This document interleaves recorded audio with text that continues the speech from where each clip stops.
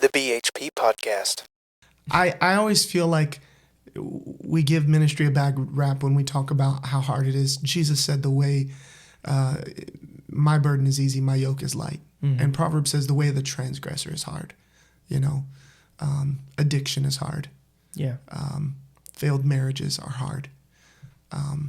It's gambling addiction, bankruptcy. All those things are hard. Serving the Lord on its hardest day is way better. And serving the Lord in ministry on its hardest day is way better than not.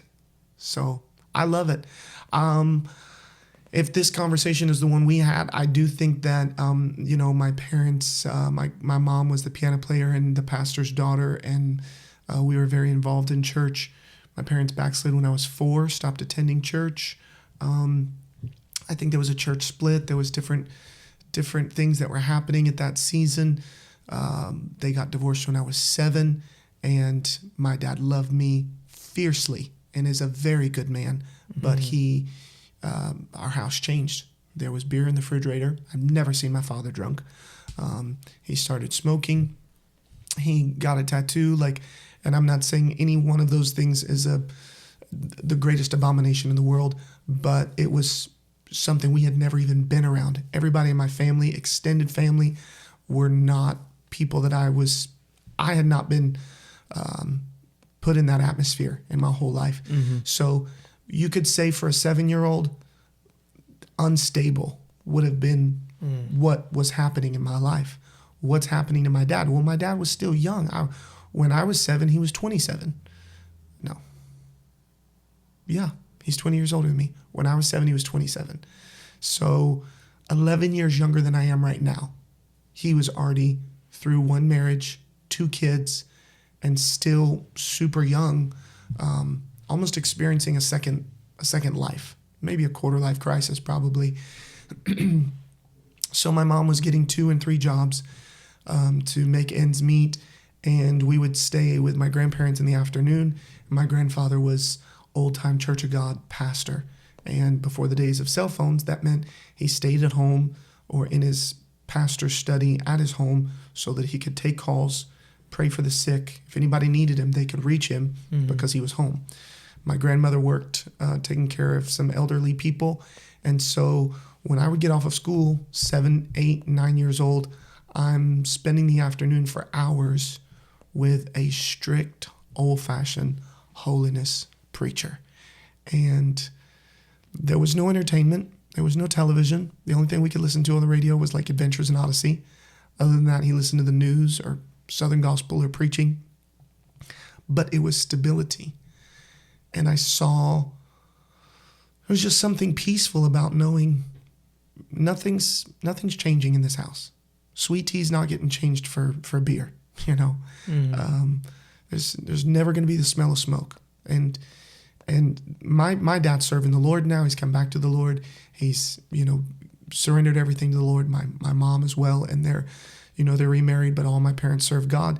And beautiful trophies of grace. I never want to tell my version of the story and it sound like a slam to them. I need grace. They needed grace. We all need grace. And God's done a turnaround. But I could not help but long for stability. And I saw it in a man who didn't wear a cape, but was my hero. Mm.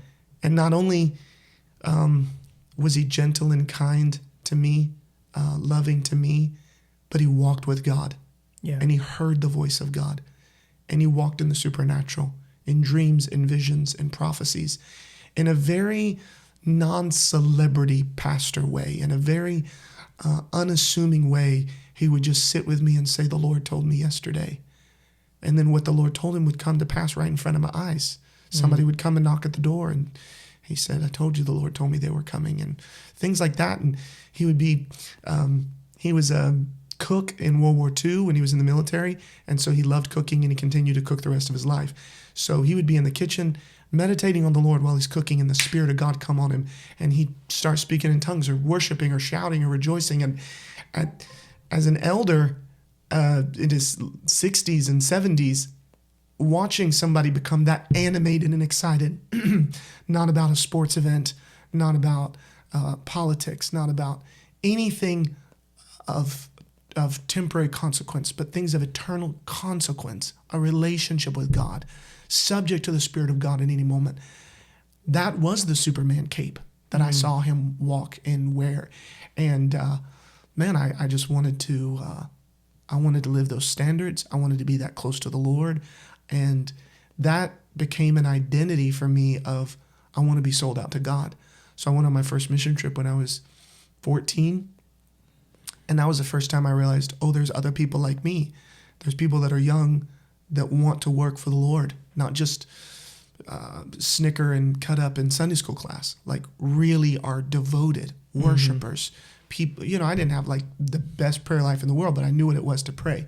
And so finding people like me and then just continuing down that line, I was just like, this is who I am. This is what I want. I preached my first message at 14. I fainted. I got back up. I finished. And but the second message I preached, I was 15, and it was probably horrible. Probably did not connect the dots at all. But I felt God. And I walked out of that service. I remember looking up at the sky and telling God, I could do this the rest of my life. So that was my identity before I even stepped into ministry. Ministry was kind of the clothing of what was already on the interior of who I already was. Yeah. But it did come natural as a result of seeing when the Bible is traded for beer. And people say, well, I can drink beer and teach my children the Bible. That's not my experience. And you can have that discussion with your pastor and search the Word of God.